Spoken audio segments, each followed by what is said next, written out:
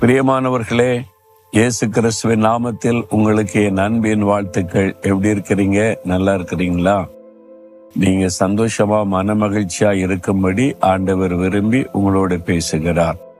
ஆனால் அந்த தினமும் அவர் உங்களை அன்பா விசாரிக்கிறார்ல, நீங்க எப்படி இருக்கிறீங்க, நல்லா இருக்கீங்களான்னு சொல்லி இயேசு கிறிஸ்து உங்களை மேல ரொம்ப அன்பும் அக்கறையும் உள்ள ஒரு தேவன்.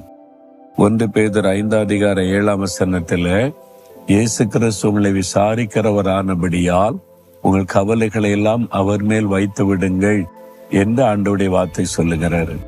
இது கவலையோடு இருக்கீங்க, ஏதோ ஒரு கவலை, குடும்பத்தை குறித்து, எதிர்காலத்தை குறித்து, அவருடைய தேவைகளை குறித்து, அல்லது உங்களுக்கு வந்திருக்கிற பிரச்சனை குறித்து கவலைப்படுறீங்களா?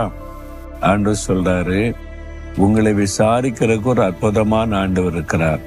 என் மகனே, என் மகளே, ஏன் துக்கத்தோடு இருக்கிற? உனக்கு என்ன பிரச்சனை? உனக்கு எது கவலையை கொடுக்குது? நான் உனக்கு என்ன செய்யணும்? என்ன செஞ்சா உன் கவலை மாறும் என்று உங்களை அன்பாய் விசாரிக்கிற ஒரு ஆண்டவர் இயேசு. தினமும் காலையில உங்களை விசாரிக்கிறார் பார்த்தீங்களா? இப்போ உங்களை விசேஷமா விசாரிக்கிறார். நீ ஏன் துக்கமா இருக்கிற மகனே, மகளே, ஏன் நீ துக்கமா இருக்கிற?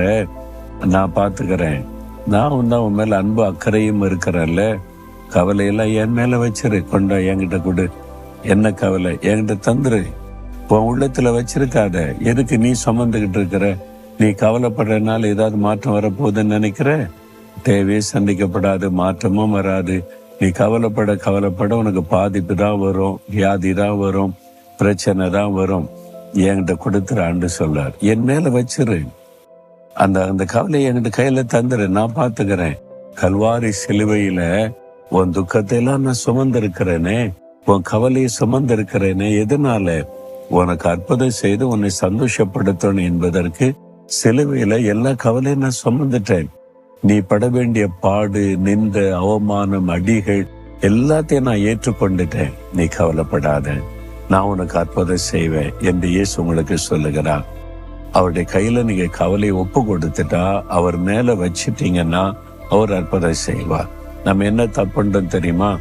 போய் 1 மணி நேரம் அழுவோம். ஆண்டவருடைய பாத்தல எல்லா கவலையும் வச்சிடற ஆண்டவரே, இனிமே அவ்வளவுதான், நீங்க தான் எனக்கு எல்லாமேன்னு வச்சிருவோம்.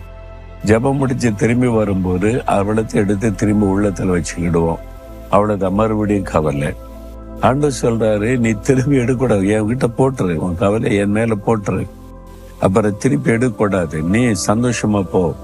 அன்னாள் என்ற ஒரு மகள், குழந்தை இல்ல, குறைவு, நிந்தை, அவமானம். ஒரு நாள் தேவ சமூகத்துல இந்த மனம் கசந்து அழுதாள், கண்ணீர் விட்டாள். எல்லாத்தையும் ஆண்டவர்கிட்ட சொல்லி வெகு நேரம் அழுது ஜெபித்தாள்.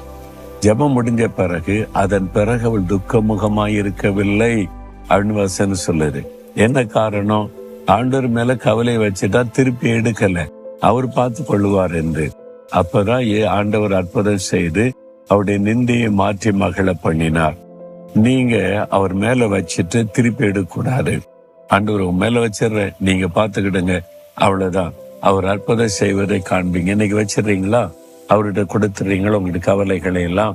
ஏன்னா உங்களை ரொம்ப அன்பா விசாரிக்கிற ஆண்டவர். அப்படியே சொல்லுங்க, ஆண்டவரே இயேசுவே, என்னை நீங்க அன்பா விசாரிக்கிற நல்ல ஒரு தகப்பனா இருக்கிறீங்க. உங்ககிட்ட என் பாரத்தை எல்லாம் நான் இறக்கி வச்சிடுறேன், நீங்க பார்த்து கொள்ளுங்க. இதெல்லாம் நீங்க சொன்னீங்க, நீங்க இந்த காரியத்தில் எனக்கு அற்புதம் செய்யுங்க. இனி நான் அதை பற்றி கவலைப்பட மாட்டேன், அதை பற்றி சிந்திக்க மாட்டேன். நீங்க பொறுப்படுத்திக் கொள்ளுங்க. இயேசு கிறிஸ்துவின் நாமத்தில் ஆமேன், ஆமேன்.